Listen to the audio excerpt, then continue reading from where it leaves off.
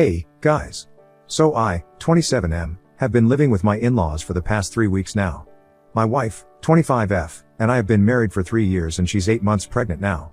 She wanted her family to move in to help her out since on maternity leave right now, but I still had to work and she didn't want to be home alone all day, so I agreed that she definitely did need someone to stay with her at home. She'd told me that she was going to invite her family over to live with her until the baby was born, but I hadn't exactly been comfortable with that idea, so I tried to convince her to invite only her mother.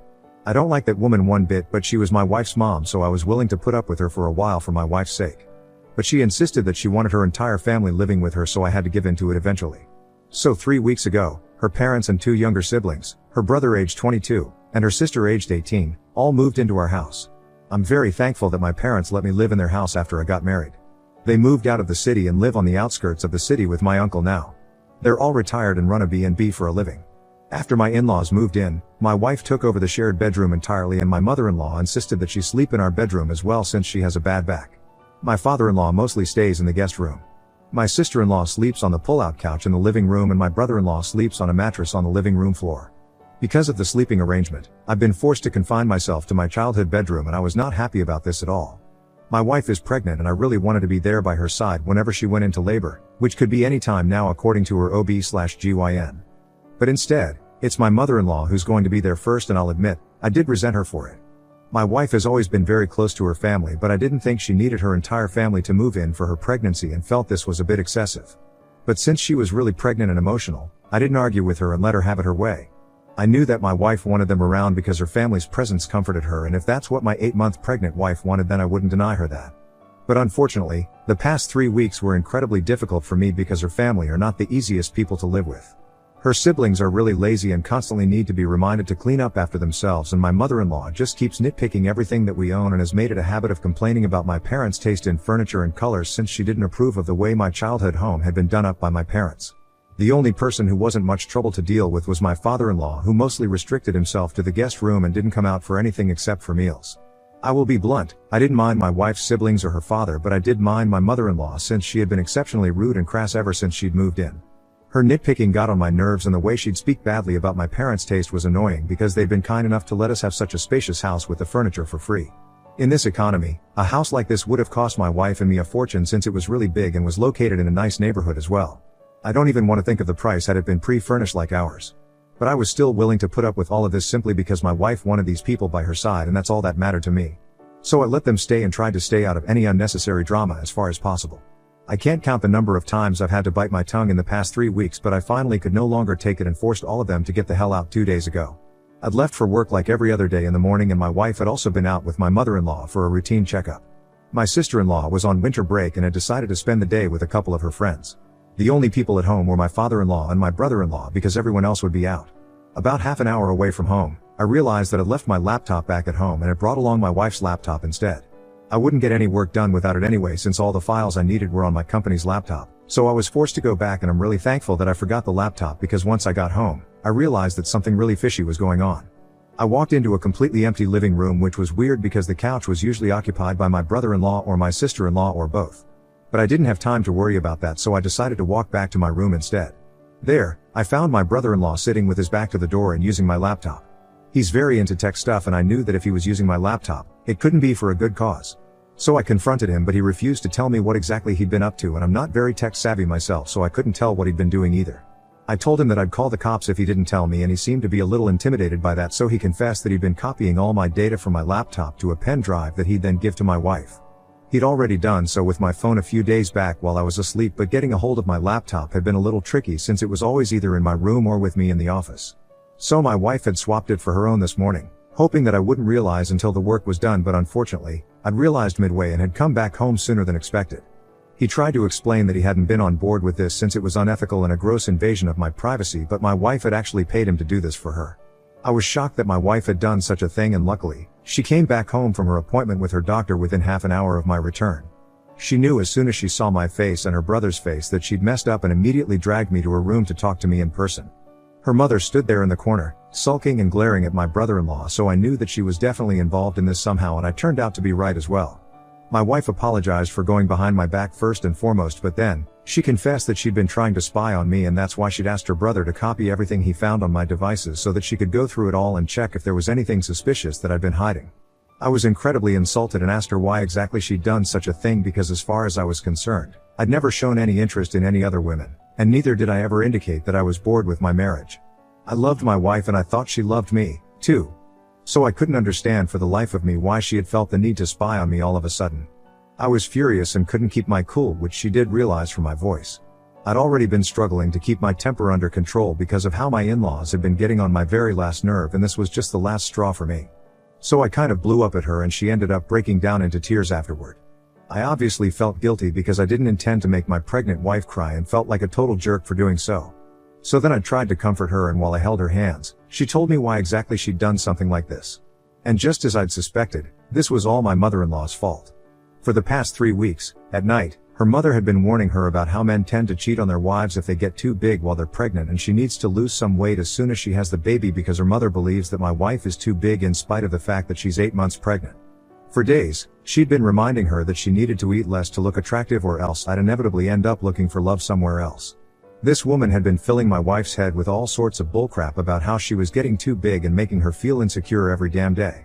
This is what would go on in her head before going to bed, and her emotions were already in overdrive due to the hormonal changes, so she ended up doing something really stupid and paid her brother to hack into my devices to make sure her mother wasn't right and I wasn't actually cheating. She hadn't had the opportunity of going through anything yet, and she was practically requesting me not to leave her over this after she explained her reasons to me. I felt horrible, not just because my wife had felt compelled to do this and had suspected me of cheating, but also because I knew exactly why my mother-in-law had been doing this. My wife's family is mostly on the skinnier side and their women are really petite, as they say. My wife, however, is kind of tall, well-built, and on the curvier side. Now to most people, this would seem attractive, but it's always been an insecurity for her. My wife had told me about her complicated relationship with food, her body, and her mother in the initial years of our relationship. Growing up, her mother was an almond mom who believed that strictly monitoring my wife's portions and making sure she ate way less than what was required of her would ensure that she doesn't grow up to be a fat cow, which is what she used to refer to my wife when she was in her teens and had gained a lot of weight. Her mom's strict diet regimes had led to an eating disorder, which was inevitable because my mother-in-law was obsessed with how her daughter's body looked and didn't want it to appear unseemly in the slightest. And by unseemly I mean chubby, which my wife naturally is. It's God-given and I don't mind it. Heck, I don't even give a damn about it because I love my wife for who she is. Not because of her body or because I find her attractive, which I do, but there's way more to her as a person that I love and admire. My wife did manage to lose a lot of weight in college since she was then living away from her mother and was finally able to build a healthier relationship with food and exercise, and she stayed at the same weight since then, more or less. She's tried her best to win over her mother, and I used to think that things have changed, but clearly not. Her mother was still the same awful person, and it's unlikely that she was even capable of changing anymore. Even while her own daughter was pregnant, she kept pushing her to lose weight, which is insane because my wife's literally growing another human being inside her. In fact, their visit to the doctor was regarding her weight because her mother believed that she was too fat and was overeating again. She told me that she'd been really stupid and was sobbing while telling me not to leave her and promised to lose weight. That's how hysterical she was. Not being able to bear it anymore, I decided to give her a comforting hug to calm her down. I told her that I didn't care about how much she weighed and that I just wanted her to be happy and healthy, which seemed to pacify her a bit. I told her to stay in her room and then left to force my in-laws to leave because I'd seen enough and I'd heard enough. I couldn't take this anymore and there was no way in hell I was letting my mother-in-law near my wife again. So I told them to leave and my father-in-law and brother-in-law were ready to go, but it was, as expected, my mother-in-law who kicked up a fuss and refused to leave, saying that this was her daughter's house and she didn't need my permission to live here. I reminded her that this was actually the house that I'd inherited from my parents, whom she seems to hate, and so, she could either leave on her own or I'd be glad to call the cops and have her escorted away. After some arguing, my father-in-law finally forced her to leave with him. Since then, I've been spending all my time at home with my wife and reassuring her that she'll be just fine because that episode had taken a toll on her. I can't imagine why a mother would put her own child through such emotional turmoil, especially when they're pregnant and already going through so much. But that's the kind of woman my mother-in-law is, and she even had the audacity to text me yesterday and demand that I let her move back in so that she can take care of my wife. I was livid when I read that, and in the heat of the moment, I told her that she'd be lucky if I ever even let her around my wife or baby in the future ever again. Having said that, I blocked her, but this morning, my father-in-law, who's a usually silent man, called me up and told me that I owe my mother-in-law an apology because she's been inconsolable since last night. She can't bear the thought of being separated from her daughter and her future grandkid and insists that she only wants the best for us. Ida for refusing to let my mother-in-law see my wife after she'd been forcing her to feel bad about her body while she was 8 months pregnant. Update 1. Hey, everybody. So first of all, thanks to everyone who commented on the original post. My heart truly goes out to everyone out there who's had to face similar experiences. I really can't imagine how awful it must have been for you guys, but I truly and genuinely hope that someday, you guys are able to move past the trauma of being shamed and harassed just for your body type. I truly wish that for everyone. My wife's been doing a lot better now that we've gone completely NC with her family, and it's been close to a week since we last heard from any of them. She hadn't even wanted her family to come live with her in the first place, but her mother had forced her to arrange that evil old hag. Not only had she driven her nuts during her stay here, but she'd been bothering my wife since the beginning of her pregnancy and nagging at her about her weight constantly. I felt guilty because this thing with her mother had totally slipped my mind, and I was just focused on providing a safe space for her and the baby during the pregnancy and had forgotten to consider other factors like my dear mother-in-law. My wife told me that she'd been feeling really insecure about her body once again now that she was living with her mother, and that's what had made her act so crazy and suspicious, but she was over it now and promised to never do something so weird ever again. But honestly, I was more worried about her and her mental health. I'd forgiven the whole situation with her brother and what she'd made him do because that was just her being overly emotional and paranoid, thanks to all the bullcrap that her mother had been saying. I told her that she could eat all that she wanted to and it literally was nobody else's business but her own.